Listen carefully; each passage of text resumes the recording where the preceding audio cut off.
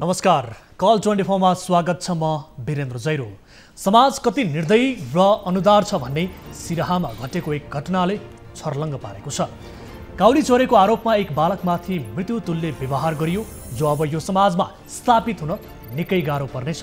पञ्चायतको बैठकमा बोलाइएको छ भन्दै ती बालकलाई त्यही पञ्चायतको निर्णयले यस्तो कठोर सजाय दियो कि त्यो चोट एकातिर छ, अर्को चोट पनि थपियो। अब उनी यो समाजमा बस्न सक्ने छैनन्।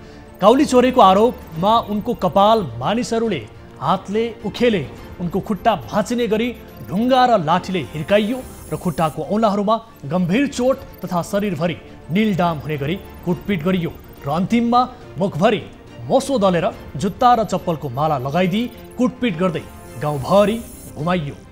सिराहाको लाहान नगरपालिका 22 घर भएका 14 वर्षीय रविन चौधरी यही सजाय पाउने पात्र थिए। बिचराले सहनु परेको पीडा र अपमान देख्दा रुने पनि उनको परिवार बाहेक कोही भएनन्। कस्तो न्याय हो यो? किन नेपाली समाज यति साह्रो अविवेकी बन्दै गएको छ कि समाजबाट न्याय हराएकै हो त? 1 केजी काउलीको मूल्य कति पर्थ्यो होला र? तर त्यही काउली चोरेको आरोपमा उनले जुन सजाय पाए त्यो उनको जीवनका लागि निकै महँगो पर्ने निश्चित छ। कल 24 को आजको संस्करणमा यो विशेष रिपोर्ट पेश गर्नेछौँ। ढाटेको कुरा काटे मिल्दैन भन्ने भनाइलाई चरितार्थ गरेका छन् एक हेडमास्टरले। उनले विद्यालयमा विभिन्न भौतिक पूर्वाधार निर्माणको काममा गरेको भ्रष्टाचारको रिपोर्ट हामीले कार्यक्रम मार्फत उठाउँदा उनले हामीसँग झगडा नै गरे, प्रतिवाद पनि चर्को स्वरले गरे। विद्यालय आउनुहोस्, हिसाब किताब देखाइदिन्छु भने, तर कल 24 को टोली विद्यालय पुग्दा न उनले हिसाब किताब देखाए न त भ्रष्टाचार गरेको छैन भन्ने आफ्नो अडाललाई पुष्टि हुने गरी कुनै प्रमाण नै देखाउन सके। यो कथा हो सिराहाको सखवान कारकट्टी गाउँपालिका 1 स्थित श्री जनता नमुना माध्यमिक विद्यालयका प्रधानाध्यापक रामप्रीत यादवको। यादवको चुनौती स्वीकार्दै विद्यालयमा उनले बोलाएको समयमा नै कल 24 को टोली पुगेको थियो। हिसाब किताब हेर्न स्थानीयवासी पनि भेला भए, तर उनले खर्च विवरण प्रष्टसँग देखाउन नसकेपछि स्थानीयवासीले एक स्वरले भने, गडबड त रामप्रीतले राम्रोसँग गरेका रहेछन्। यो फलोअप रिपोर्ट पनि आजको संस्करणमा पेश गर्नेछौँ। यसअघि प्रसारण गर्न नसकेका केही रिपोर्टहरू पनि हामी प्रसारण गर्ने कोसिस गर्नेछौँ र साथै तपाईँ दर्शकहरूसँग प्रत्यक्ष कुराकानीमा हामी जोडिनेछौँ।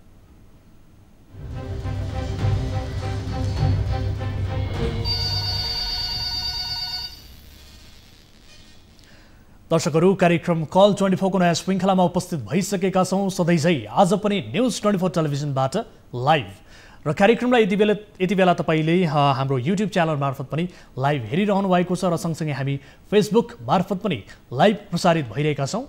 र कार्यक्रममा हामी विशेष गरी आम सर्वसाधारणका ससाना समस्यालाई समाधान गर्नका लागि त्यसको विषयलाई, संवेदनशीलतालाई बुझेर हामी रिपोर्ट मार्फत प्रस्तुत गर्दै आएका छौँ र सम्बन्धित निकाय समक्ष त्यसको समाधानका लागि पहल पनि गर्दै आएका छौँ।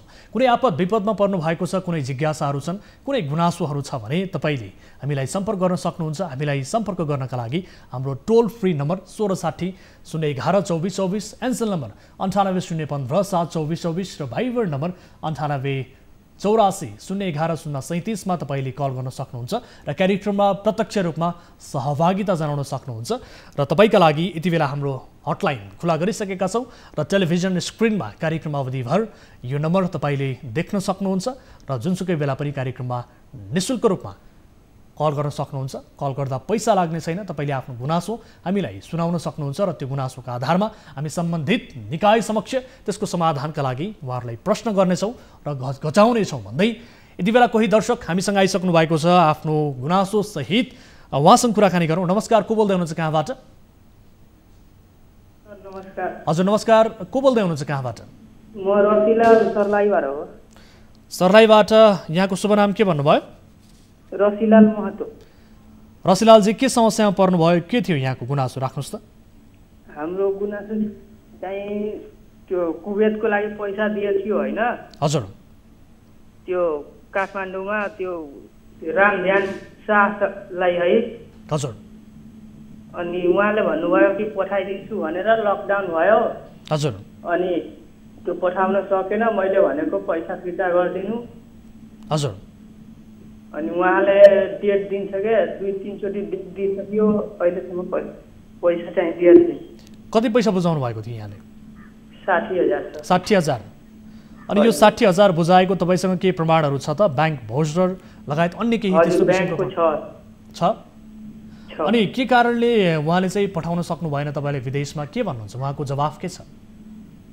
उहाँको जवाब छ लकडाउन भयो रे, लकडाउनमा मैले पठाउन सकेन। मैले भनेको ब्याजमा पैसा मैले राखेछु, लिएछु, पैसा रिटर्न गरिदिनु, हामी तिर्दिन्छु यता, अहिले नजाने, लकडाउन छ, पछि राम्रोसित खुल्यो भने बल्ल जाने हो हामीहरू भनेको। अनि राम यादवजी तपाईँको पछिल्लो समय सम्पर्कमा कहिले आउनु भएको थियो लास्ट टाइम? लास्ट हाम्रो सम्पर्कमा 15-20 दिन भयो। अनि उहाँ कुनै मेन पावरसँग सम्बन्धित व्यक्ति हो अथवा कुन मेन पावर मार्फत तपाईँलाई विदेश कुवेत लान खोजिएको थियो? के भनिएको थियो? हाम्रो मेन पावरै त्यसले के भन्दै थियो, मेरो मेन पावर हो, त्यो कार्ड पनि दिया रहेछ के, कार्ड तपाईँले मैले पठाएको छु त्यो उसमा भाइबरमा। हजुर। अनि त्यही भाइबर त्यो मेन पावरै उसकै भन्दै थियो के, मेरै मेन पावर हो। ठिक छ, एकैछिन होल्डमा रहनु होला। यति बेला हामीले रामजीलाई, रामध्यान यादवजीलाई टेलिफोन सम्पर्कमा ल्याएका छौँ। राम सर, स्वागत छ यहाँलाई कार्यक्रममा। राम सर सुन्नुहुन्छ? राम सर सुन्दै हुनुहुन्छ? दर्शकहरू, यति बेला हामीले राम ध्यान शाहलाई टेलिफोन सम्पर्कमा ल्याएका थियौँ।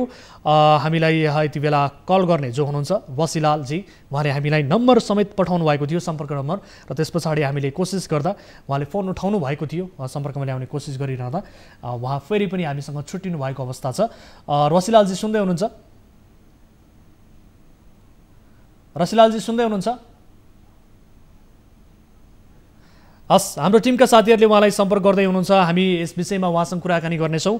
अहिलेका लागि केही प्राविधिक कारणले उहाँसँग सम्पर्क हुन सकेन, मैले जानकारी पाएअनुसार। हाम्रो टिमका साथीहरू सम्पर्क गर्ने कोसिस गरिरहनु भएको छ। अलिकति सजग रहनु होला, हामी यही भन्न चाहन्छौँ र तपाईँलाई मद्दत गर्ने कोसिस हामी पक्कै पनि गर्नेछौँ भन्दै आजको पहिलो विषयतर्फ यहाँको ध्यान आकर्षण गराउन चाहन्छु। दर्शकहरू, काउली चोरेको आरोपमा समाजले एक बालकमाथि घिनलाग्दो व्यवहार गरेको छ।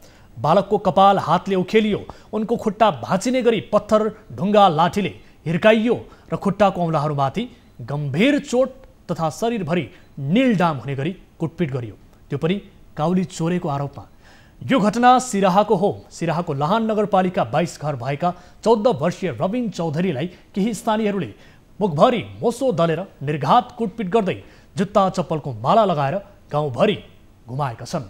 गाउँमा पञ्चायत छ भन्दै गाउँका केही व्यक्तिहरूलाई भेला गराएर बालकलाई घरबाट बोलाई उनको मानसिकतामा नराम्रो छाप पर्ने गरी दुर्व्यवहार गरिएको पीडित परिवारको गुनासो छ। सिराहाबाट टिभी जर्नलिस्ट दिलीप सहनीले पठाएको यो रिपोर्ट हेर्नुहोस्। काउली चोरेको आरोपमा बालकको कपाल हातले उखेलियो, खुट्टा भाँच्ने गरी पत्थर, ढुङ्गा, लाठीले हिर्काइयो, खुट्टाको औँलाहरूमा गम्भीर चोट तथा शरीरभरि नीलडाम।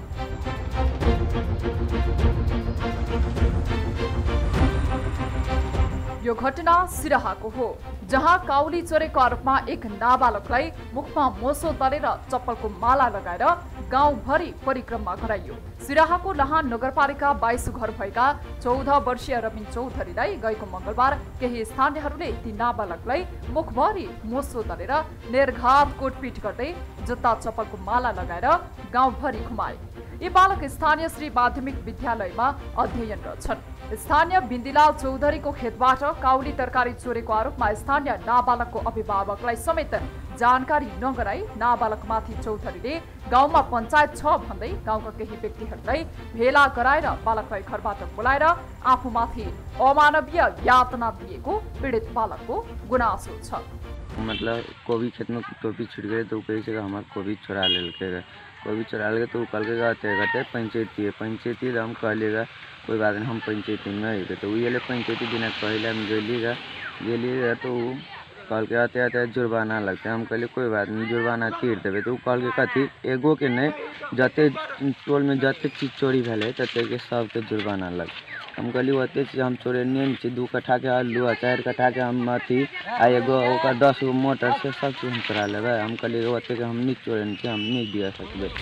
बालकका अनुसार 5 दिन पहिले बिन्देलाल चौधरीको खेतबारीबाट 4वटा काउली चोरी भएको थियो। त्यो चोरीमा आफ्नो कुनै संलग्नता नरहे पनि आफूलाई हरेक किसिमको यातनासँगै अमानवीय व्यवहार भएको उनी बताउँछन्। पञ्चायत हो भन्दै बोलाएर बिन्देलाल चौधरीको निर्देशनमा उनका भाइ नन्दीलाल चौधरी लगायतका व्यक्तिहरूले कोटपिट गर्दै आफ्नो छोरालाई गाउँ परिक्रमा गराएको बालककी आमा ललिता चौधरीले बताइन्।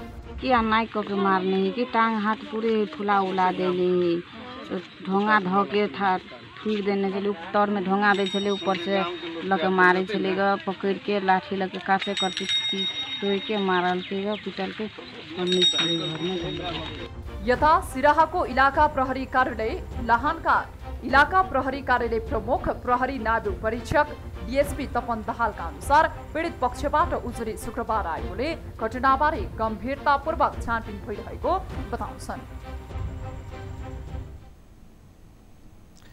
दर्शकहरू, एक बालकमाथि कस्तो किसिमको यो व्यवहार गरियो यो समाजले, यति घिनलाग्दो व्यवहार, 4वटा काउली चोरेको आरोपमा यसरी यी बालकलाई निर्घात कुटपिट गरी उनको कपाल समेत उखेली शरीरभरि निर्दाम हुने गरी कुटपिट गरियो र गाउँभरि पञ्चायत छ भन्दै स्थानीयहरूलाई भेला गरेर गाउँभरि ती बालकलाई मोसो दलेर जुत्ताको माला लगाएर घुमाइयो। यस किसिमको अमानवीय व्यवहार यी बालकमाथि गरिएको छ। हो, चोरी गर्नु हुँदैन, आफ्नो ठाउँमा छ, तर स्थानीय प्रशासनलाई खबर गर्नुको साटो, प्रहरीको जिम्मा लगाउनुको साटो यसरी आफै नै पञ्चायतको निर्णय गर्दै अहिले पनि यो समयमा पञ्चायतको निर्णय भन्दै व्यक्तिहरू भेला गरेर एक बालकमाथि यसरी मानसिक रूपमा यातना दिने गरी र शारीरिक रूपमा यातना दिने गरी कुटपिट गर्दै जुत्ताको माला लगाएर घुमाउनु यो अत्यन्त निन्दनीय विषय हो। यस घटनाको जति पनि निन्दा गरे पनि कम हुन्छ। दर्शकहरू, यस विषयमा हामी कुराकानी गर्ने कोसिस गरिरहेका छौँ। बालकको स्वास्थ्य अवस्था कस्तो छ र सँगसँगै पीडित परिवारले उजुरी समेत गरेको अवस्था छ, यो उजुरीको प्रक्रिया कहाँ पुग्यो भन्ने विषयमा पनि कुराकानी गर्नेछौँ। र यो घटनाले समाजमा एकपटक फेरि अमानवीय सन्देश फेरि पनि दिएको छ।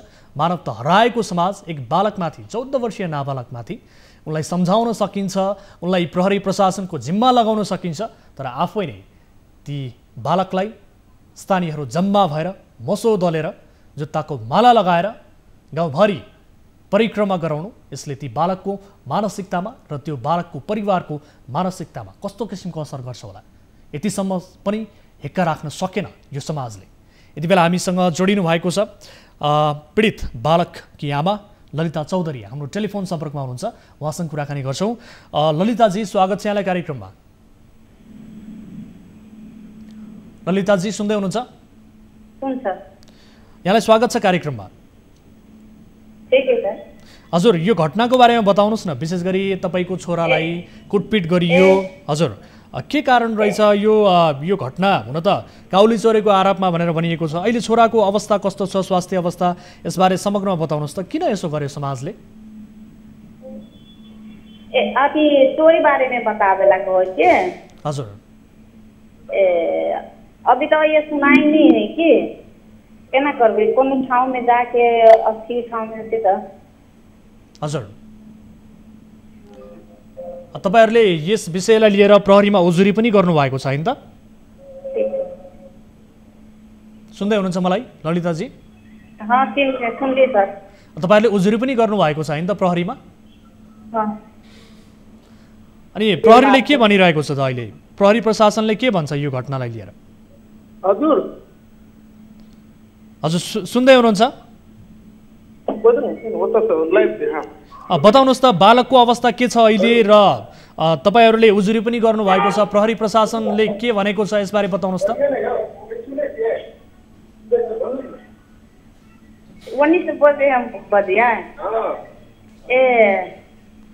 सुन्दै हुनुहुन्छ दर्शकहरू? यति बेला हामीसँग छुट्टिनु भएको छ, उहाँ आफ्नो स्थानीय भाषामा बोलिरहनु भएको थियो, तर उहाँसँग को सम्पर्क यति बेला टाढिएको छ, विच्छेद भएको अवस्था छ। हामीले पीडित बालककी आमा ललिता चौधरीलाई सम्पर्कमा ल्याएका थियौँ। यद्यपि हामी अन्य स्थानीयसँग पनि कुराकानी गर्नेछौँ र इलाका प्रहरी कार्यालय लाहानका डिएसपीसँग पनि यस विषयलाई लिएर कुराकानी गर्नेछौँ। उजुरी गर्नुभएको छ, उजुरी हाल्नुभएको छ शुक्रबार, विशेष गरी सिराहा इलाका प्रहरी कार्यालय लाहानमा उजुरी गरेको छ पीडित परिवारले।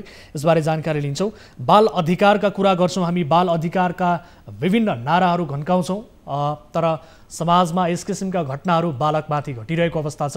एक छिमेकीको बच्चाले अर्को छिमेकीको काउली चोरेको आरोपमा यसरी निर्घात कुटपिट गर्ने, निलडाम हुने गरी कुटपिट गर्ने र सँगसँगै गाउँमा नै बेइज्जत हुने गरी जुत्ताको माला लगाएर मोसो दलेर परिक्रमा गराउने, यो घटनाको जतिसुकै निन्दा गरे पनि कम हुन्छ।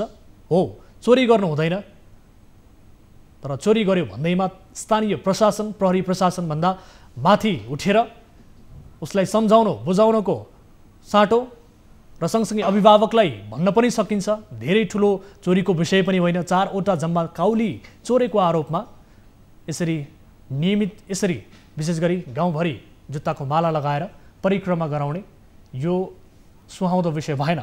यसबारे हामी कुराकानी गर्नेछौँ। यति बेला हामीसँग जोडिनु भएको छ इलाका प्रहरी कार्यालय लाहानका डिएसपी तपन दाहाल हाम्रो सम्पर्कमा हुनुहुन्छ। डिएसपी साहब, स्वागत छ यहाँलाई कार्यक्रममा। हजुर हजुर, सुन्दै हुनुहुन्छ डिएसपी साहब? हजुर हजुर, सुन्दैछु हजुर। अब विशेष गरी हामी 14 वर्षीय जो रविन चौधरी छन्, गएको मङ्गलबार केही स्थानीयहरूले ती बालकलाई मुखभरि मोसो दलेर कुटपिट गरे। यस घटनाको बारेमा अलिकति बताउनुहोस् न। उजुरी पनि परेको छ भनिएको छ, यसबारे बताउनुहोस् त। ठिक छ, हामी कहाँ उजुरी परेको छ हजुर। त्यो सम्बन्धमा अनुसन्धान पनि भइरहेको छ। त्यसमा संलग्न व्यक्तिहरूलाई हामीले पक्राउ गरेका छौँ। अनुसन्धान चलिरहेछ। कतिजना व्यक्तिहरू पक्राउ पर्नु भएको छ? 5 जना व्यक्तिहरू पक्राउमा पर्नु भएको छ। 5 जना व्यक्तिहरू? हजुर हजुर, यसको अनुसन्धान भइरहेको छ। प्रारम्भिक रूपमा यहाँको अनुसन्धानले के बतायो सर? अलिकति के बताउन मिल्छ, जानकारी दिन मिल्छ? अब अनुसन्धानको कुरा अहिले धेरै कुरा भन्न मिलेन। अब त्यो जुन कुरा आएको छ त्यसकै आधारमा हामीले त्यही सूचनाको आधारमा, त्यही जाहेरीको आधारमा हामीले मानिसहरू पक्राउ गरेका छौँ। हजुर। अब ती भएका तथ्यहरू, भोलि उनीहरूले गरेका गल्तीहरू हेरेर हामी त्यही अनुसारको यसलाई चाहिँ कानुनी कारबाहीको रूपमा लान्छौँ। हामीले पक्राउ गरिसकेका छौँ मान्छेहरू। अब यस विषयलाई लिएर विशेष गरी बालकको जो अभिभावक हुनुहुन्छ उहाँहरूको भनाइ के छ सर, र सँगसँगै ती बालकको अवस्था के छ अहिले? ठिक छ, उहाँहरूको भनाइ त्यही कानुनी कारबाही हुनु पर्यो भन्ने छ। हामीले पक्राउ गरिकन कानुनी कारबाही सुरु गरेका छौँ, उहाँहरूलाई सुरु गराइसकेका छौँ हामीले। हस्, यो समय र जानकारीका लागि यहाँलाई धेरै धेरै धन्यवाद। दर्शकहरू, यति बेला हामीसँग जोडिनु भएको थियो इलाका प्रहरी कार्यालय लाहानका डिएसपी तपन दाहाल। उहाँले बताएअनुसार 5 जना व्यक्तिहरू प्रहरीको नियन्त्रणमा आएका छन् र यसबारे अनुसन्धान भइरहेको छ भन्ने बताउनु भएको छ। यस विषयमा हामी पक्कै पनि आगामी कार्यक्रममा दर्शकहरूलाई जानकारी गराउने नै छौँ। हामीले पीडित परिवारका व्यक्तिहरूसँग पनि कुराकानी गर्ने कोसिस गरेका थियौँ, यद्यपि उहाँहरूसँगको कुराकानी प्रभावकारी हुन सकेन। यस विषयलाई लिएर हामी आगामी कार्यक्रममा थप अपडेट दर्शकहरूलाई गराउने नै छौँ भन्दै आजको अर्को विषयतर्फ यहाँहरूको ध्यान आकर्षण गराउन चाहन्छु। कार्यक्रम कल 24ले सिराहाको एक सामुदायिक विद्यालयमा प्रधानाध्यापकले व्यापक भ्रष्टाचार गरेको विषय उजागर गरेको थियो। सिराहाको सखवान करकट्टी गाउँपालिका 1 स्थित श्री जनता नमुना माध्यमिक विद्यालयका प्रधानाध्यापक रामप्रीत यादव भ्रष्टाचारमा मुछिएको विषय हामीले उजागर गरेका थियौँ। त्यसपछि लाइभ कार्यक्रममा यादवले शुक्रबार बिहान 10 बजे विद्यालयको सबै खर्च पारदर्शी रूपमा सार्वजनिक गर्छु र आफूमाथि लागेको भ्रष्टाचारको कालो दाग मेटाउने चुनौती नै दिन भ्याए, तर सबै हिसाब किताब पारदर्शी रूपमा देखाउँछु भन्दै घुर्की लगाउने प्रधानाध्यापक यादवले विद्यालयको खर्च विवरण प्रष्टसँग देखाउन नसकेको स्थानीयको भनाइ छ। सिराहाबाट टिभी जर्नलिस्ट दिलीप सहनीले पठाएको यो फलोअप रिपोर्ट हेर्नुहोस्।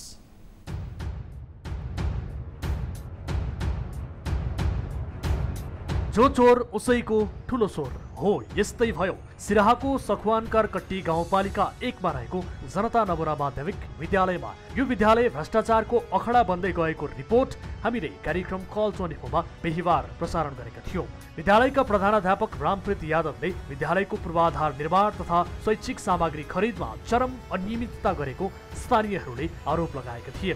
पूर्वाधार निर्माणदेखि शैक्षिक सामग्री व्यवस्थापन शीर्षकमा आर्थिक वर्ष 2075-76 मा छुट्याइएको 1,50,00,000 50 लाख रुपैयाँ प्रधानाध्यापक यादवले अनियमितता गरेको र उक्त अनियमिततामाथि छानबिनको माग गर्दै विभिन्न निकायमा धाउँदा पनि सुनवाई नभएको भन्दै उनीहरूले कार्यक्रम कल 24लाई गुहारेका थिए। त्यसपछि हामीले विद्यालयमा भइरहेको भ्रष्टाचार अनियमितताको सत्य तथ्य बुझ्न विद्यालयका प्रधानाध्यापकलाई सम्पर्क समेत गरेका थियौं, तर उनले विद्यालयमा कुनै भ्रष्टाचार अनियमितता नभएको दावी गर्दै शुक्रबार बिहान 10 बजे विद्यालयमा भएको खर्च विवरण सार्वजनिक गर्ने बताएका थिए र हाम्रो टिमलाई समेत विद्यालयमा उपस्थित हुन चुनौती नै दिएका थिए। तपाईँ भोलि बिहान 10 बजेसम्म यो सबै कुराको आरोपको स्पष्टीकरण दिन सक्नुहुन्छ सर? एकदम सक्छु म दिनुहुन्छ? स्थानीयहरूलाई बोलाउनुहुन्छ? त्यसपछि सखवान कारकट्टी गाउँपालिकाका अध्यक्ष केदारनाथ यादवको पनि हामीले ध्यान आकर्षण गरायौं र अध्यक्ष यादवलाई विद्यालयमा उपस्थित हुन आग्रह गर्यौं। उनले आफू जसरी पनि विद्यालयमा उपस्थित हुने प्रतिबद्धता जनाएका थिए। यो सुन्नुहोस्। स्थानीय सरकारको अध्यक्ष भएको हैसियतले, जनप्रतिनिधि भएको हैसियतले, स्थानीय नागरिकको अभिभावक भएको हैसियतले भोलि 10 बजे तपाईँ विद्यालयमा उपस्थित हुन सक्नुहुन्छ सर? सक्नुहुन्छ? प्रधानाध्यापक यादवको चुनौती स्वीकार्दै हाम्रा टिभी जर्नलिस्ट शुक्रबार विद्यालयमा उपस्थित भए। साथै विद्यालयमा भएको खर्च विवरण माग्न स्थानीय अभिभावक, बुद्धिजीवी, नागरिक समेत विद्यालय पुगे, तर गाउँपालिका अध्यक्षको त्यहाँ उपस्थिति देखिएन। स्थानीय सरकारको कुनै पनि प्रतिनिधि त्यहाँ देखिएनन्। यता स्थानीय अभिभावक, बुद्धिजीवी, नागरिक समाजहरूको उपस्थितिमा प्रधानाध्यापक यादवले बाध्य भएर खर्च हिसाब सार्वजनिक गर्न सुरु गरे। तर खर्च विवरण अनौठो तरिकाले प्रस्तुत गर्न थालेको र प्रत्येक शीर्षकको एकमुष्ट रकम आम्दानी व एकमुष्ट रूपमा त्यसको खर्च भएको सुनाउँदा स्थानीयहरूले प्रत्येक शीर्षकको विवरण खर्च सार्वजनिक गर्नुहोस् भन्ने माग राखे। तर गोल मटोल हिसाब प्रस्तुत गर्न खोजेका प्रधानाध्यापक यादव एकछिन अल्मलिए र मलाई अझ समय दिनुहोस् भन्ने माग गर्दै सार्वजनिक सभाबाटै उठेर आफ्नो कार्यकक्षमा टाप कसे। इन्जिनियर खटेर भवनमाथि भवन बनाउँदाखेरि इस्टिमेट गरेर बनाउने मिल्ने भनेर मात्र इस्टिमेटको नक्सा पास भएको छ। नक्सा पास भयो। यही विषयमा शुक्रबारको कार्यक्रममा पनि हामीले प्रधानाध्यापक यादवलाई टेलिफोन गरी सम्पर्कमा ल्याउन खोज्दा यादवले बारम्बार आवाज सुनेर पनि नसुने झै नाटक नै गरे। यो पनि सुन्नुहोस्। यति बेला फेरि पनि हामीसँग जोडिनु भएको छ रामप्रीत यादव, प्रधानाध्यापक। यादव सर, स्वागत छ यहाँलाई कार्यक्रममा। यादव सर, सुन्दै हुनुहुन्छ मलाई? आवाजै सुनिएन राम्रोसँग। अहिले सुन्दै हुनुहुन्छ मलाई? छैन, सुनिएन। हजुर, के गर्नुभयो बताउनुहोस् त? आज 10 बजेसम्म, 10 बजे पछाडि आवाजै सुनिएन, तपाईँको आवाजै सुनिएन। तपाईँले सुनेर पनि नसुने चाहिँ गरिरहनु भएको छ हो? होइन, आवाजै सुने, राम्रोसँग गर्नुहोस् त फेरि। तपाईँले बगैँदा आवाज सुनिरहनु भएको छ सर, मेरो कुराको उत्तर दिइरहनु भएको छ। दर्शकहरू, यो अचम्म लाग्दो विषय, उहाँले मेरो आवाज प्रष्ट रूपमा सुनिरहनु भएको छ, तर मेरो आवाजलाई सुन्दै पनि उहाँले यति बेला नसुने चाहिँ गर्नुभएको छ। हर हिसाबको पारदर्शिता गर्नुको साटो प्रधानाध्यापक यादवले विद्यालयमा विवादको माहौल सृजना गर्न खोजेको स्थानीयको आरोप छ। यसरी सार्वजनिक रूपमा नै खर्च विवरण सार्वजनिक गर्छु र आफूमाथि लागेको भ्रष्टाचारको कालो दाग मेटाएरै छाड्छु भन्ने चुनौती दिने प्रधानाध्यापकको नियत अझै पनि प्रष्ट हुन सकेको छैन।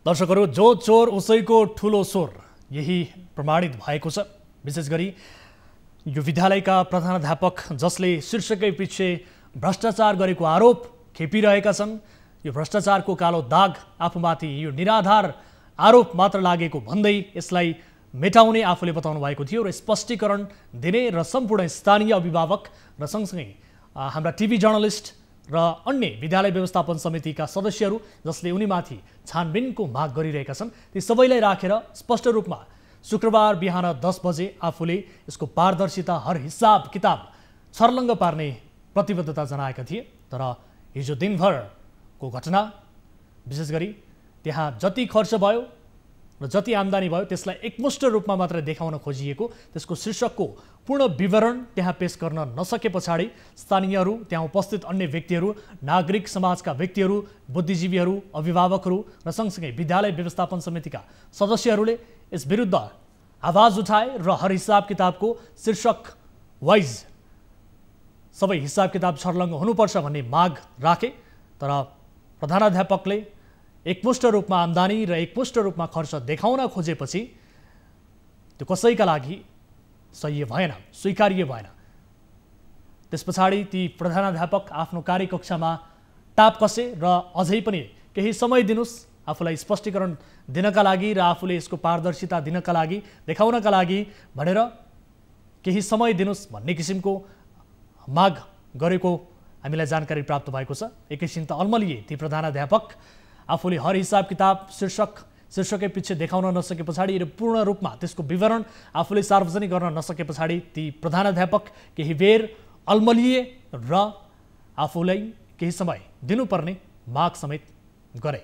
यस किसिमको अवस्था रह्यो। हामीले बारम्बार यस विषयलाई फलोअप गरिरहेका छौँ र केही त्यहाँका व्यक्तिहरूले हामीलाई फोनमा धम्की समेत दिएको अवस्था छ कि एकतर्फी रूपमा यसरी समाचार सम्प्रेषण गरियो भन्ने किसिमको आरोप लगाउँदै हामीलाई धम्की समेत दिएको अवस्था रह्यो।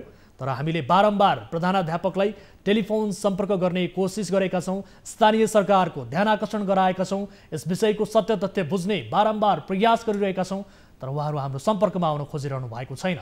अहिले पनि हामी यति बेला प्रधानाध्यापक जो रामप्रीत यादव हुनुहुन्छ उहाँलाई टेलिफोन गर्ने कोसिस गरिरहेका छौँ, तर उहाँले हाम्रो टेलिफोन उठाइरहनु भएको छैन। र सँगसँगै हामीले स्थानीय सरकारको पनि ध्यान आकर्षण गराएका थियौँ। प्रधानाध्यापकले शुक्रबार बिहान 10 बजे यसको हर हिसाब किताब देखाउँछु भने पछाडि हामीले स्थानीय सरकारका जो प्रतिनिधि हुनुहुन्छ अध्यक्ष केदारनाथ यादव, गाउँपालिका अध्यक्ष, उहाँलाई पनि त्यहाँ विद्यालयमा बिहान 10 बजे उपस्थित हुनका लागि आग्रह गरेका थियौँ, तर उहाँ उपस्थित हुनु भएन। यद्यपि उहाँले प्रतिबद्धता भने जनाउनु भएको थियो। यस विषयमा हामी जानकारी लिन्छौँ। यति बेला स्थानीय हामीसँग जोडिनु भएको छ। नमस्कार, को बोल्दै हुनुहुन्छ यहाँ? नमस्कार, म दिपेश यादव बोल्दैछु, सप्ताह कार्कती गाउँपालिका वार्ड नम्बर 1 बाट। ठिक छ दिपेशजी, हिजो दिनभर विशेष गरी प्रधानाध्यापकले 10 बजे आफूले यसको हर हिसाब किताब बुझाउने बताउनु भएको थियो। दिनभर के कस्तो रह्यो अवस्था, यसबारे बताउनुहोस् न। हिजो जुन निर्धारित समय तपाईँको टेलिभिजन मार्फत यहाँका जनताहरू जो हेरेर आउनु भएको थियो, धेरै ठुलो आश लिएर कि आज रामप्रीत यादवले न्युज 24मा जो प्रतिबद्धता अनुसार सबै हर हिसाब यहाँ समुदायलाई जो दिन्छ, तर त्यो अनुसार रामप्रीत यादवले त्यस्तो गर्नु भएन।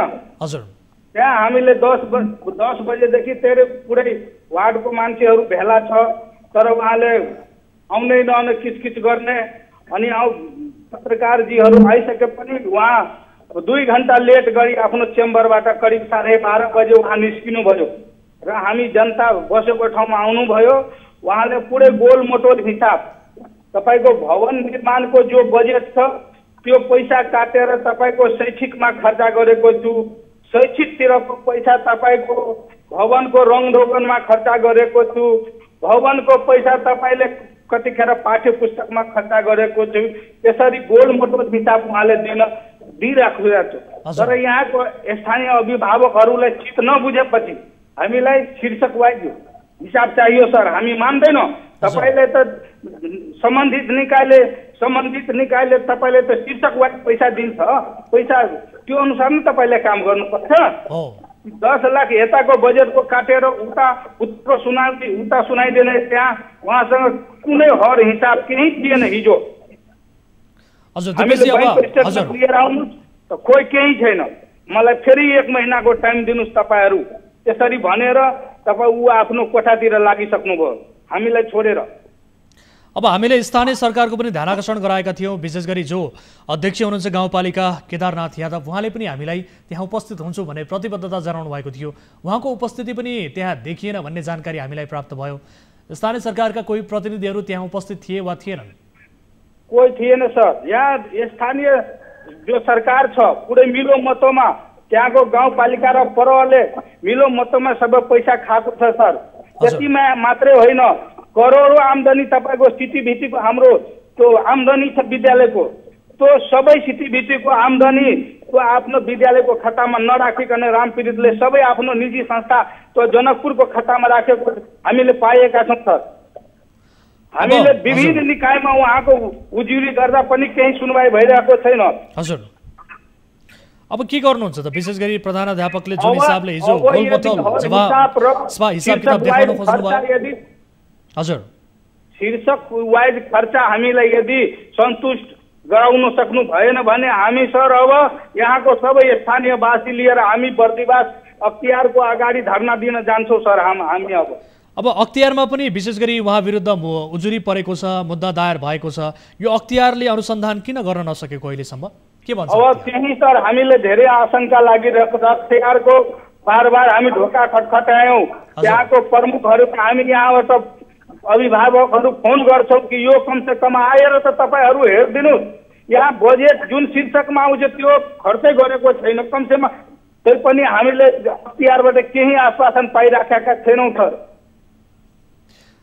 अब विशेष गरी उहाँको निजी विद्यालय, निजी मेडिकलहरू सञ्चालन भइरहेको विद्यालयमा उपस्थित पनि नहुने भन्ने किसिमका आरोपहरू पनि रहेको अवस्था थियो।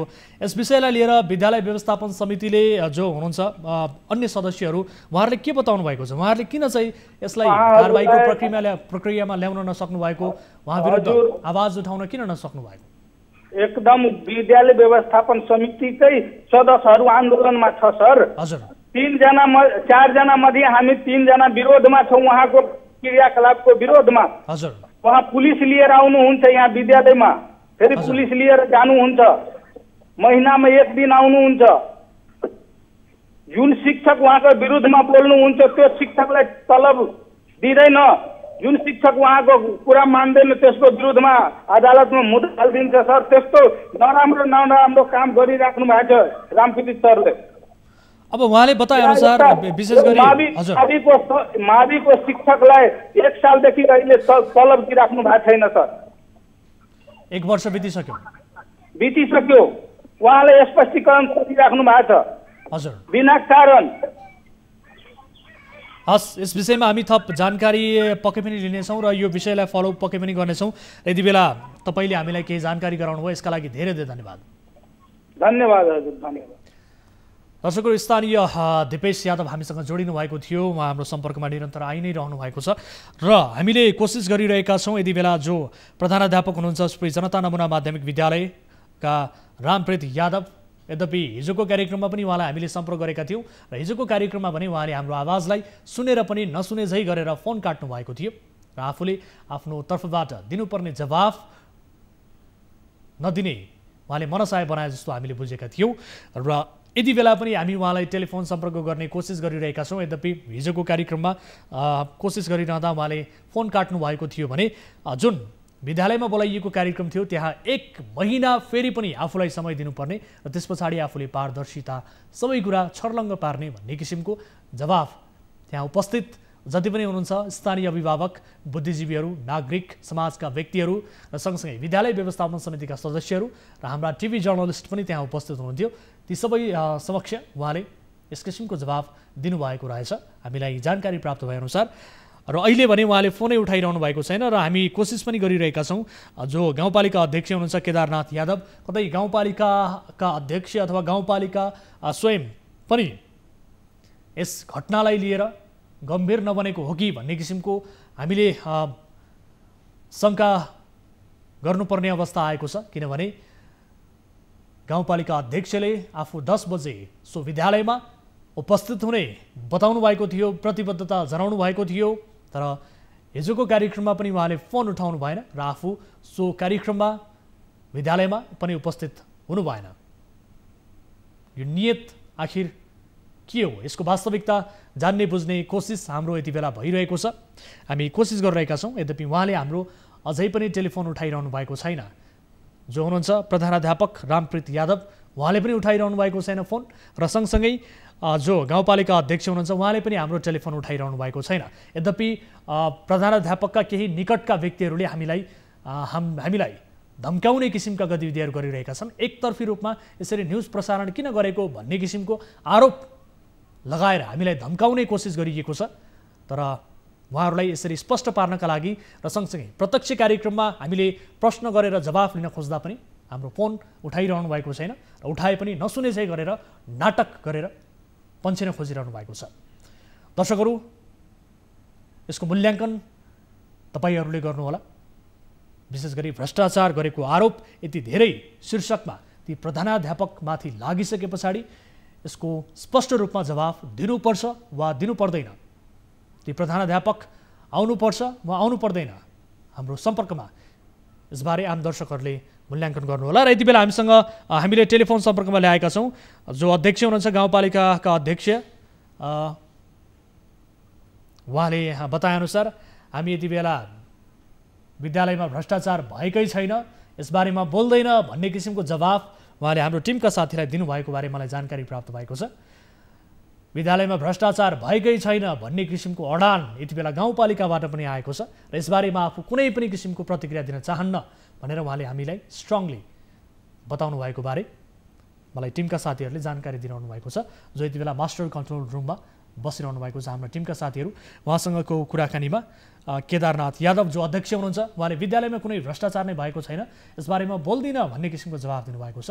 तर विद्यालयमा भएको भ्रष्टाचारको फेहरिस्त हामीले रिपोर्ट मार्फत प्रस्तुत गऱ्यौँ र निरन्तर रूपमा यसबारे फलोअप पनि गरिरहेका छौँ। आगामी कार्यक्रममा पनि यस विषयलाई हामी फलोअप गर्नेछौँ जबसम्म यसको सत्य तथ्य बाहिर आउँदैन र जबसम्म स्थानीय नागरिक, अभिभावक र बुद्धिजीवी, त्यहाँका समाजसेवी र सँगसँगै त्यहाँका अन्य जो व्यक्तिहरू हुनुहुन्छ, विद्यालय व्यवस्थापन समितिका सदस्यहरू, उहाँहरूले चाहे अनुसार र उहाँहरूले माग गरे अनुसार यसको छानबिन हुँदैन, जबसम्म यसको सत्य तथ्य बाहिर आउँदैन, जबसम्म यसको पारदर्शिता बाहिर आउँदैन, तबसम्म हामी यस विषयलाई निरन्तर रूपमा फलोअप गरिरहनेछौँ भन्दै अब आजको अर्को विषयतर्फ यहाँहरूको ध्यान आकर्षण गराउन चाहन्छु। सुशासनको नाराको चर्को खिल्ली उडाउने सरकारी कार्यालयहरूमा मालपोतको नाम सबैभन्दा अगाडि आउँछ। केही दाम नचढाई काम मरे अघि बढ्दैन, यो चलन उहिलेदेखि अहिलेसम्म उस्तै छ। समय समयमा बिचौलियालाई मालपोत कार्यालयहरूको चौघेराबाट लखेटिन्छ, तर पनि बिचौलिया र कर्मचारीको सम्बन्ध यति प्रगाढ छ कि चौघेराको बाहिरबाट पनि बिचौलियाको बिगबिगीको राज चलेकै हुन्छ। सेवाग्राहीले शास्ति 1-2 दिन होइन महिनौँ पाउँछन्। देशभरको मालपोत कार्यालयलाई लिएर आम जनताको चर्को गुनासो र असन्तुष्टि भए पनि सरकारले यी कार्यालयहरूलाई सुधार गर्नुपर्नेतर्फ कहिले कुनै पनि कदम चालेको पाइन्न। भद्रगोल कार्यशैली, घुसखोरी प्रवृत्ति, सेवाग्राहीको काममा जागर नचलाउने प्रवृत्ति मालपोतभित्र मौलाउँदा जनताले दुःख पाउने क्रम छुट्न सकेको छैन। बाँके जिल्ला मालपोत कार्यालयको हाल पनि उस्तै बेहाल छ। नेपालगञ्जबाट टिभी जर्नलिस्ट कृष्ण खनाल र भगतराम थारूले पठाएको यो रिपोर्ट हेर्नुहोस्।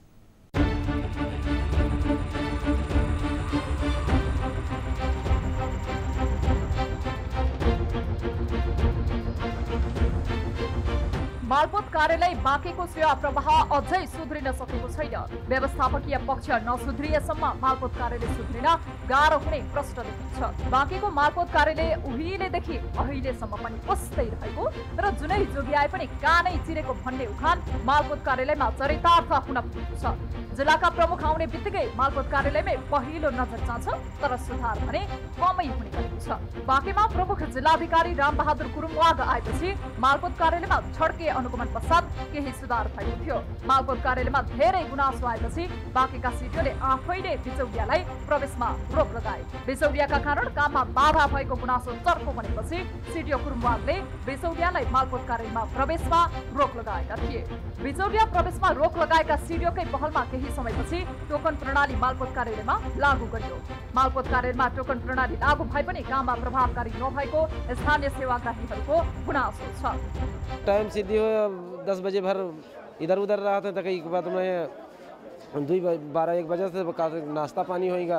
नाश्ता पानी भएपछि भन्छन् कि अहिले हुन्छ अब भीड़ भाड़ धेरै, अब जाने मान्छे का काम करत हैं। सरकारले सबभन्दा पहिला सुरु जनशक्ति दिन पर्यो, सरकारले व्यवस्था गरिदिनु, पर्याप्त कर्मचारीहरूको व्यवस्था गरिदिनु पर्यो। यहाँ कर्मचारीको ढिला सुस्तीले नै सबैभन्दा बढी सेवाग्राही मर्कामा पर्ने गरेका छन्। लामो समयसम्म मालपोत धाइरहेका सेवाग्राहीहरू सबैको गुनासो उस्तै सुन्न पाइन्छ। यहाँ 3 दिन भयो आज हुँदैन, यहाँ यस्तै हो, झुट बोल्छन्, हुँदैन काम त्यस्तै गर्दैनन् एउटै दिनमा हुँदैन काम। के भन्ने, आज अहिले तपाईँको यो हुँदैन भन्छन्, हाम्रो टाइम गयो भन्छन्, हाम्रो नास्ता खाने टाइम भयो भन्छन्, अब अहिले हुन्न भन्छन्। मालपोत कार्यालयमा अझै पनि बिचौलियाहरूले कार्यालयमै पुगेर काम गर्ने गरेको पाइन्छ। पहिले बिचौलियाहरूको बिगबिगी थियो, अहिले सीमित छन्, तर पनि लुकी छिपी काम भने गरिरहेका छन्। मालपोत कार्यालयले सेवा प्रभावकारी बनाउने हो भने कर्मचारी थप्नुपर्ने माग पनि सेवाग्राहीको छ। त्यसमाथि बाँके मालपोत कार्यालय अहिले प्रमुख विहीन रहेको छ, तर कार्यालय प्रमुखको नेम प्लेटमा भने भित्र रहेको सङ्केत प्रश्न देखिन्छ। पहिला लेखापट्टिबाट हुन्थ्यो, अहिले लगभग 80% र सेवा गरेर सिधै आफै आउनुहुन्छ 80% जति, अनि टोकनबाट सुरु भएको छ। टोकन लिएर चाहिँ कति दिनसम्म चाहिँ काम के छ? कामको प्रकृति अनुसार हुन्छ। अब आजै हुने काम त आजै पनि भइरहेछ कतिपय। अब हालसाफी भयो, यस्तै भयो, नापीसापी जाने काम पऱ्यो भने 2-4 दिन ढिला पनि हुने भयो। सिधै यहीँबाट हुने काम त लगभग 1 दिन, अब अलि मिलेन भने 2 दिन जति। प्रायः सिधै केही रोकावट हुने जस्तो भयो भने मिल्दोजुल्दो भने 1 दिन पनि टुङ्गिन्छ। यो नामसारीहरू चाहिँ मुद्दा आइरहन्छ दैनिक, जसो अहिले त्यति आइपुगेको छैन। दैनिक भन्दा पनि महिनामा 2-4वटा मुद्दा म कहाँ आउँछ, हामी कहाँ 4वटा फाँट्छ मुद्दा सम्बन्धी।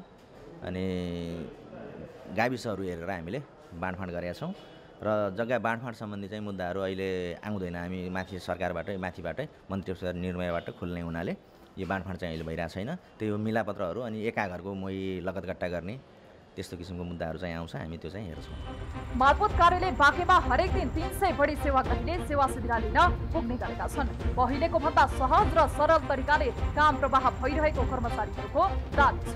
कार्यालयमा कर्मचारीको अभावका कारण स्थानीय पालिकाले समेत कर्मचारी हटाएका छन्, तर काममा भने ढिलासुस्ती र घुसखोरी पस्दै छ। सेवाग्राहीहरूले कोठा कोठामा शास्ति भोग्ने गरेका छन्। दर्शकहरू, नेपालगञ्जको यो मालपोत कार्यालय जहाँ दैनिक हजारौंको संख्यामा सेवाग्राहीहरूको उपस्थिति रहन्छ, भिडभाड हुन्छ, तर त्यहाँ बिचौलियाको बिगबिगी उस्तै न टोकन सिस्टम प्रणाली लागू गरिएको छ प्रभावकारी ढङ्गले, न त त्यहाँ सेवाग्राहीको काम प्रभावकारी तरिकाले हुन सकेको छ। महिनौं बिते पनि त्यहाँ सेवाग्राहीको काम हुन सकेको छैन। यसबारे हामीलाई गुनासो आइसके पछाडि हाम्रा टिभी जर्नलिस्ट कृष्ण खनालले तयार पार्नु भएको रिपोर्ट हामीले यहाँहरु समक्ष प्रस्तुत गर्यौं र मालपोत कार्यालय यिनै कारणले गर्दाखेरि देशभरका मालपोत कार्यालय बदनाम बनिरहेको सत्य लुकेको छैन। यसबारे हामी कुराकानी गर्नेछौं। यति बेला हाम्रो टेलिफोन सम्पर्कमा आउनु भएको छ मालपोत कार्यालय बाँकेका प्रमुख अमरराज सेजुवाल हाम्रो सम्पर्कमा हुनुहुन्छ। सर, स्वागत छ यहाँलाई कार्यक्रममा। सेजुवाल सर, स्वागत छ यहाँलाई कार्यक्रममा।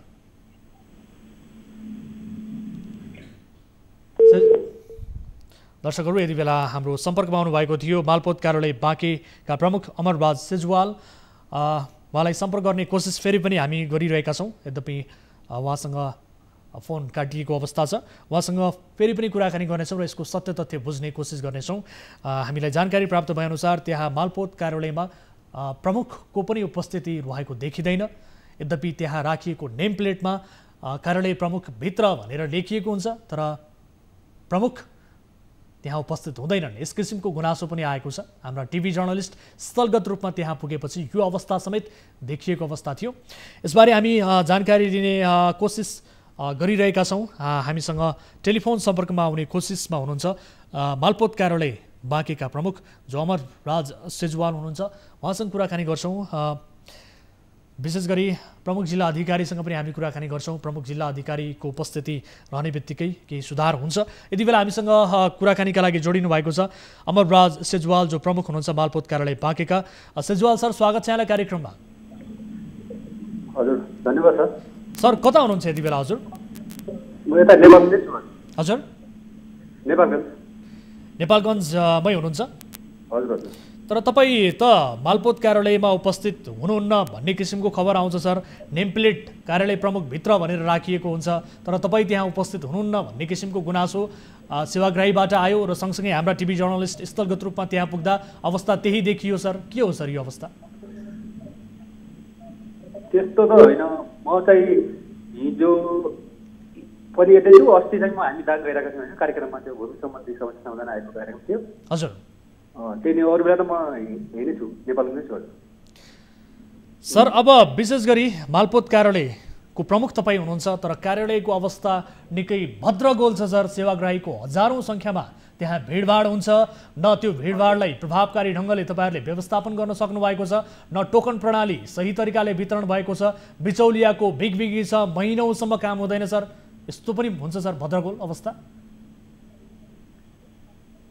त्यस्तो भद्रगोल त 1 महिना त लाग्दैन होला हाम्रो काम होइन। प्रायः त तपाईँको 1 दिन 2 दिनमा चाहिँ सकिन्छ। अब बिचौलियाको भद्रगोल भन्दाखेरि अब हामीले व्यवस्थापन गर्दैछौँ। हामी हजुरको त्यहाँ अब टोकन प्रणालीदेखि लिएर अब सेवाग्राहीहरूले बस्ने व्यवस्था र अरू अब अफिसभित्र पनि अब श्रेष्ठहरूलाई राख्ने कुराहरूको होइन अभिलेख व्यवस्थापन गर्ने कुराहरूमा हामीहरू लागिरहेका छौँ। त्यस्तो तपाईँले भने जस्तो चाहिँ भजगत छैन सर। बगैँदा हामीले अवस्था देख्यौँ सर, स्थलगत रूपमा रिपोर्टिङ गरेका छौँ, त्यो रिपोर्ट पनि दर्शकहरूलाई देखाइरहेका छौँ। सेवाग्राहीले गुनासो पनि गरेका छन्, त्यो गुनासो पनि हामीले दर्शकहरूलाई देखाएका छौँ। तर तपाईँले बताउनु भएको अनुसार र सँगसँगै हामीले गरेको रिपोर्टिङ अनुसार स्थिति निकै फरक छ। तपाईँ कार्यालयभित्र बसेको बेला आफ्नै कार्यकक्षमा मात्रै बस्नुहुन्छ होला सर, तर एकपटक बाहिर नजर लाउनुहोस्, त्यहाँको अवस्था के छ, सेवाग्राहीले कसरी दुखेसो गरिरहेका छन्, सेवाग्राहीले कस्तो शास्ति पाइरहेका छन्, एक नजर बाहिर लाएर हेर्न सक्नुहुन्छ सर कार्यकक्षभन्दा। म जहिले पनि कार्यकक्षभन्दा बाहिर नै हुन्छु, म पनि म 1 महिना भयो यहाँ। त्यो त देखियो सर, तपाईँ कार्यकक्षभन्दा बाहिर नै हुनुहुन्छ। हामीले पनि देख्यौँ सर, कार्यकक्षभन्दा बाहिर तपाईँको उपस्थिति नै थिएन अफिसभित्र।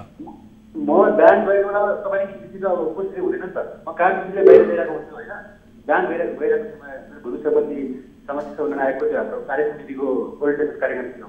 अब त्यतिखेर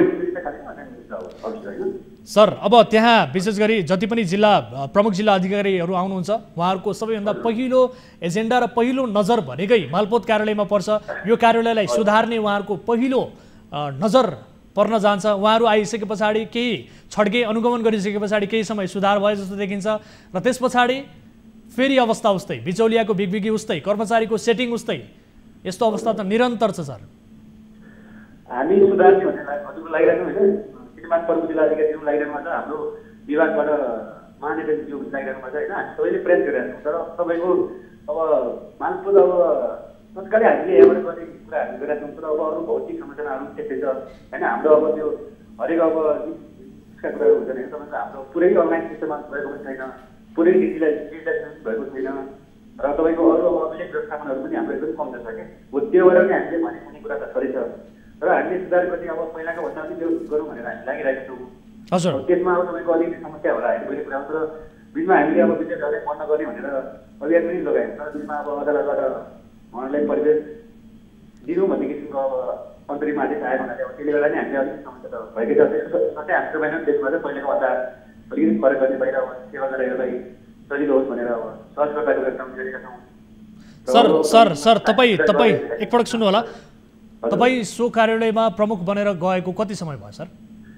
म अब गएको आज तपाईँको सोध्दा भने ठ्याक्कै 1 महिना भयो म प्रमुख भएको होइन। मलाई प्रमुख तोकेको त्योभन्दा पहिला प्रमुख सर हुनुहुन्थ्यो होइन। हजुर, तपाईँ त्यही कार्यालयमै उपस्थित काम गरेको कति समय भयो? म कार्यालयमा काम गरेको 4 महिना भयो। 4 महिना भयो। अनि यो अवधिमा त्यहाँ प्रमुख जिल्ला अधिकारीले अनुगमन गरेको, छड्के हानेको कति पटक यो बताउन सक्नुहुन्छ?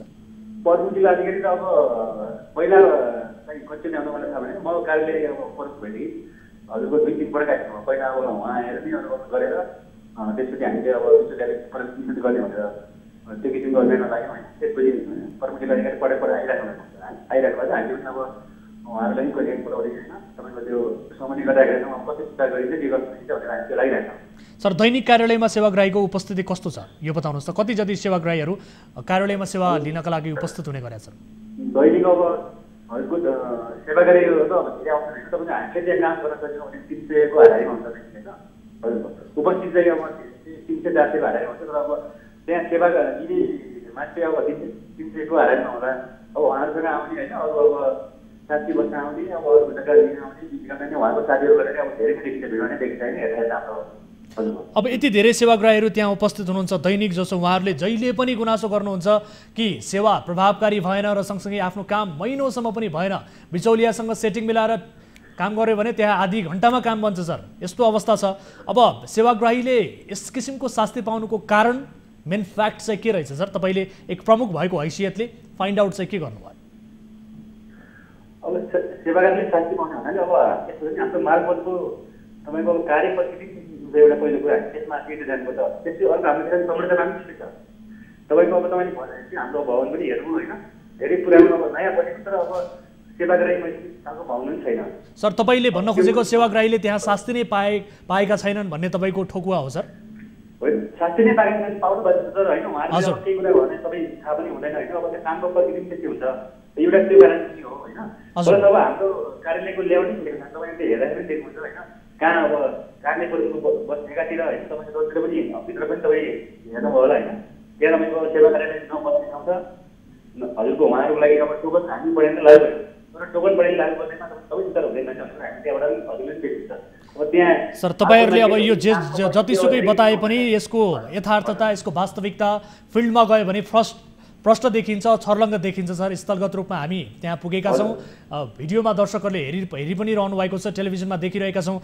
अब यसलाई सुधार गर्न किन सकिएन सर? कहाँनिर कमजोरी भइरहेको छ? के कुराले बाधा अवरोधहरू भइरहेको छ? कर्मचारीको जनशक्तिमा कमी भएको हो कि अथवा के कारणले गर्दाखेरि त्यो मालपोत कार्यालयभित्र प्रवेश गर्ने बिचौलियाको सेटिङलाई रोक्न सकिएको छैन? सुधार्न चाहिँ किन सकिएन सर? के भयो भने सुध्रिन्छ बताउनुहोस् त। हामी सुधारमा लागिरहेको छौँ। तपाईँले ओभरनाइट अब 1 डेमा सुधार हुँदैन। तपाईँ एउटा कुरा चाहिँ पनि बुझ्नु पऱ्यो होइन। हामी लागिरहेको छौँ, हामीले पहिलाको भन्दा चेन्ज गर्नु दिइरहेको छौँ होइन, गर्दैछौँ। तर अब सर के चेन्ज गर्नुभयो बताउनुहोस् त? के चेन्ज गर्नुभयो? तपाईँ आइसके पछाडि, प्रमुख भइसके पछाडि तपाईँले गरेका चेन्जेसहरू के हुन्? तपाईँले गरेका प्रयासहरू के हुन्? सबै दर्शकलाई बताउनुहोस् त। हामीले चेन्ज गरेको भने सुरुमा हामीले टोकन बढाएर लाग्यो। हजुर त्यसपछि बिचौलियाले पर्मिट भनेर हामीले त्यो अभियानमा लाग्यौँ। त्यसपछि सहजकर्ताहरूलाई अब सेवा गर्ने सहजकर्ताको व्यवस्था पनि हामीले 12 जना प्रत्येक गाउँपालिका र नगरपालिकामा हामीले त्यो व्यवस्था गरेका छौँ। त्यसपछि हजुरको त्यहाँ सेवा कार्यालयले बस्नलाई ट्रस्टको निर्माण गरिरहेका छौँ। त्यसपछि भित्र हामीले अभिलेख व्यवस्थापन गर्न त्यस्ताहरूलाई राम्रोसँग म्यानेज गरेर राख्नको लागि त्यो हाम्रो विभिन्न पालिकासँग समन्वय गरेर ऱ्याकहरू निर्माण गर्छौँ होइन। हजुरको त्यो त्यसपछि अरू हामी सुधार गर्दैछौँ। सेवा कार्यालयलाई बाहिर बस्नको लागि कुर्सीहरूदेखि लिएर टेबलको व्यवस्था त्यो हामी गर्दै लागिरहेका छौँ सरकारले। तपाईँले यति धेरै कोसिस प्रयासहरू गरे भनेर भन्नुभयो सर।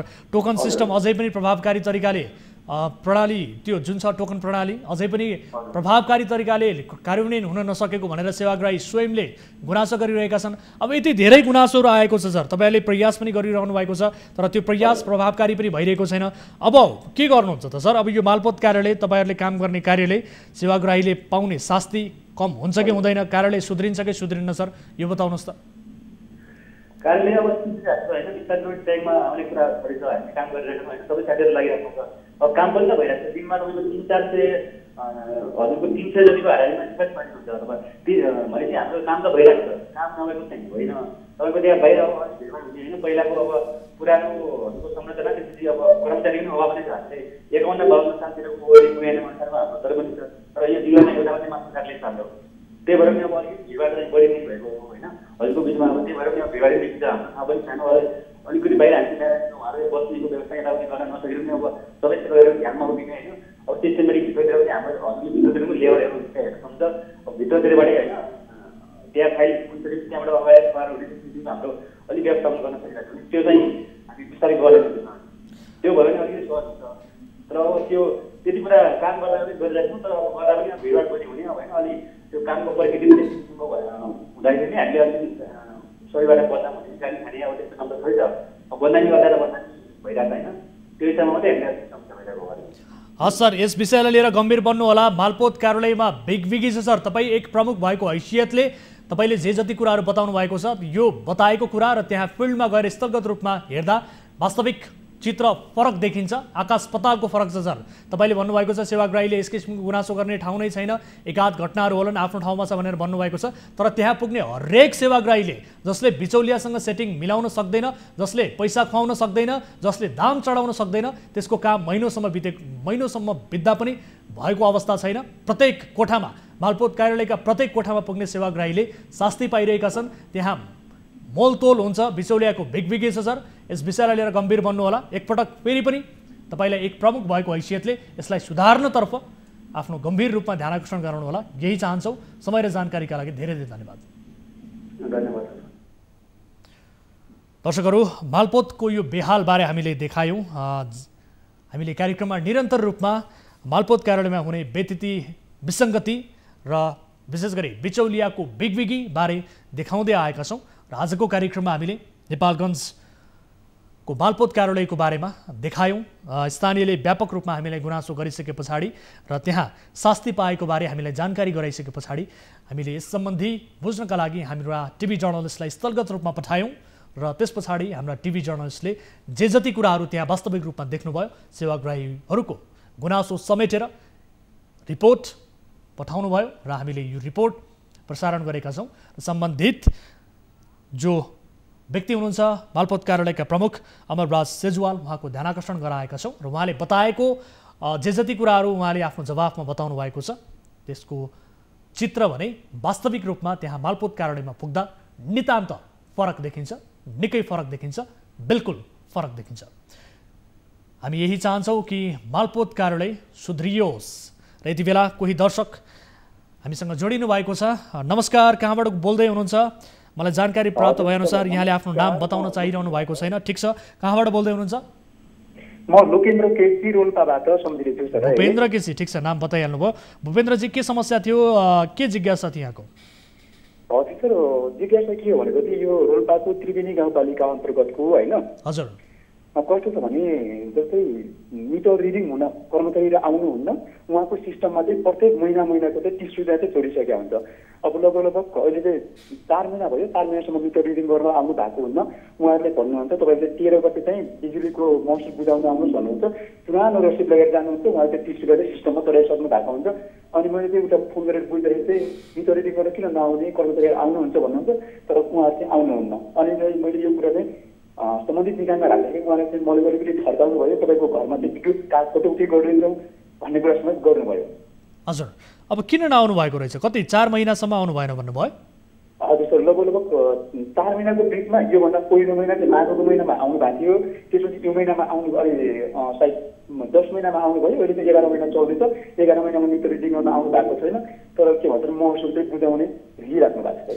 अब यो तपाईँले व्यक्तिगत रूपमा तपाईँले मात्रै भोगेको समस्या हो अथवा तपाईँका वरपर पनि अन्य व्यक्तिहरूको घरमा मिटर रिडिङका लागि यसरी लामो समय भयो नआएको के छ अवस्था?